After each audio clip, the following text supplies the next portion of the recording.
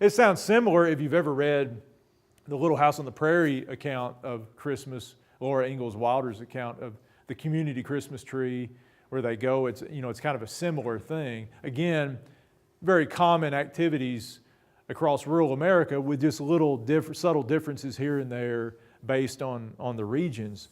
But that was, he, at least in his community, firing the shotgun was more common than firing the anvil, but you could have found either one. Now, the community Christmas trees were very common in the 19th century, at least the late 19th century and into the early 20th century, in a day when most families didn't have Christmas trees in their homes. It was very unusual up until probably the 20s or 30s, for 1920s or 30s, for people in the Ozarks, especially the rural Ozarks, to have Christmas trees in their home.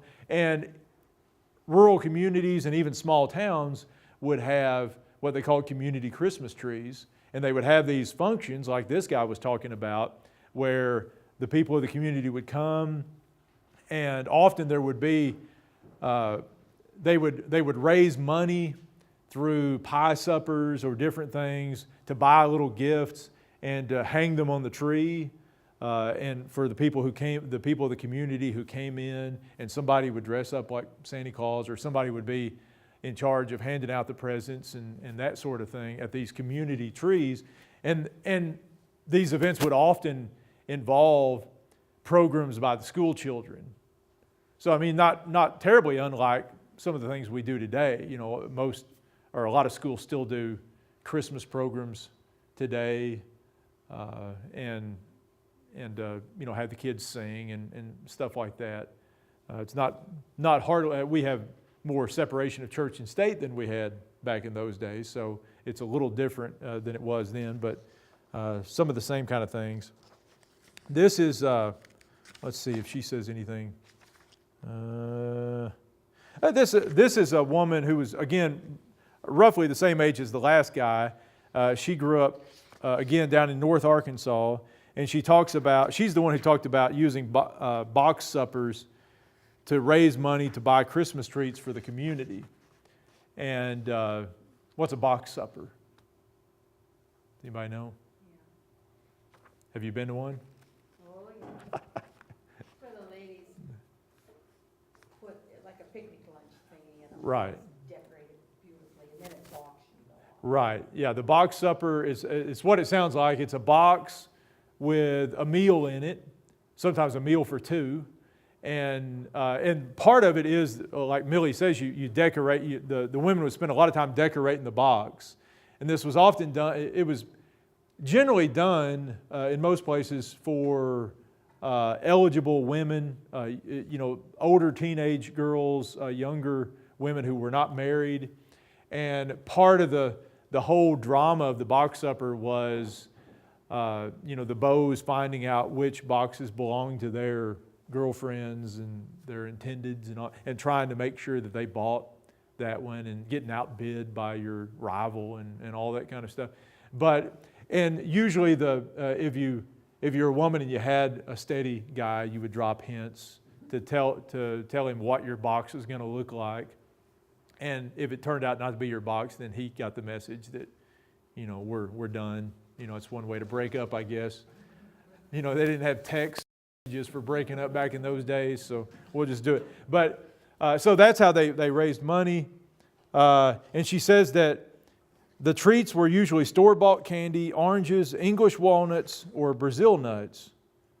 So again, our kids today would just up and leave and accuse us of child abuse if that's what we got them for Christmas. But they were excited about it back in those days because they didn't really have anything else. And the last thing about that, I had, let's see. Here's a book. This is called, for anybody who's interested, it's a neat little book called Ozark Baptizings, Hangings, and Other Diversions. And it was written by, have I ever mentioned this book in here before? Okay. It was written by a former professor here at Missouri State. He was a theater professor back in the 70s and 80s, and by the name of Robert Gilmore.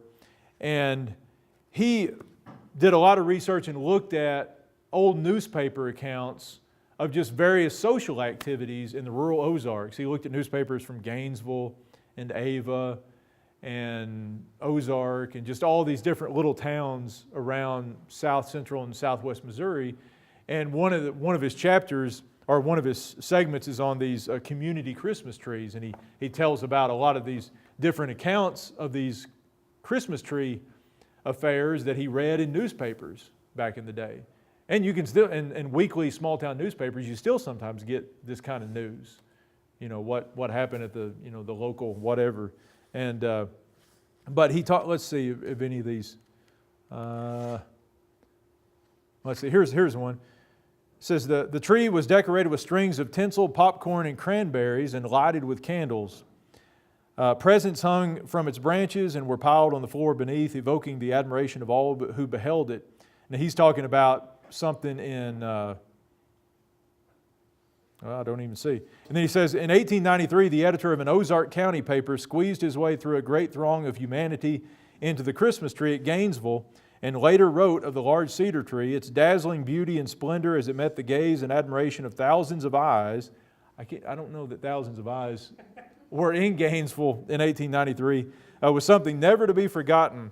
As the time drew near for the gifts to be distributed, Santa Claus made his appearance and presided over that phase of the entertainment, holding each present, calling out the recipient's name, and making witty remarks for the amusement and delight of the audience.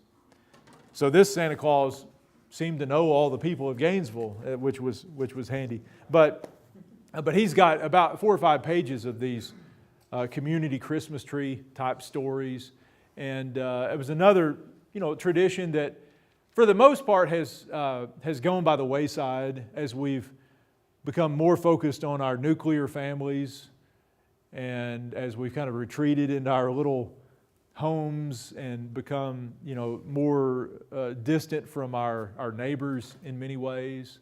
But it's an interesting little slice of Ozark's life. Does anybody know what Old Christmas is? That was probably very few Ozarkers in the 19th century followed Old Christmas, but when in the 1700s, when England switched from the Julian to the Gregorian calendar, they had to adjust the calendar. It was like 11 days off or something like that. And under the old Julian calendar, at that time they were still observing Christmas on January 6th. Yeah, on January 6th. And so for a few generations, especially among rural people, they refused to recognize the Gregorian December 25th Christmas and continued to observe Old Christmas, as it became known, January 6th Christmas. And there were probably a few people in the who settled the Ozarks who were still observing Old Christmas. And I remember reading a story once that might give us a little insight into someone observing Old Christmas. There was a lawyer talking about losing a case at court when his star witness forgot the date or didn't have the right date of Christmas. And all the jury thought, well, this guy must be crazy. He didn't even know when Christmas is. And the guy loses the case. And I've often thought, maybe he thought Christmas was January 6th. It was in the 1800s instead of December 25th. But that's what Old Christmas was. And the legend was that on midnight on Old Christmas, all the animals would get down on their knees and face toward Bethlehem or something like that. And I don't know that anybody ever lurked around, you know, the barn to see if that really happened. But that was the one of the legends of that. And then one of the most common holiday practices well into the 20th century in the Ozarks was the old 4th of July picnic. Again, something you got all over the country. I think there are other people in America who celebrate the 4th of July besides Ozarkers. And at least in the late 1800s, the ex-Confederate Ozarkers weren't just real excited about celebrating the 4th of July. That's part of the reason why in the Deep South you still have the strong practice of setting off fireworks on Christmas instead of on the 4th of July, or in addition to 4th of July. It was a way to keep the loud, smelly fireworks, but do it on a different day after you've just, fought 4 years of a war with the country celebrating the 4th of July. But the 4th of July picnic became a very common and anticipated event in the rural Ozarks. And it was one of those things where all the politicians from the area would come, would often bring liquor if it wasn't during the Prohibition days. There would be dances, fights would break out, shootings would occur on occasion at these 4th of July picnics. And you might have fortune tellers and even, kind of carny folk who come in and do various things, have little games and stuff like that. But that was a long-held tradition that really has kind of gone by the wayside as well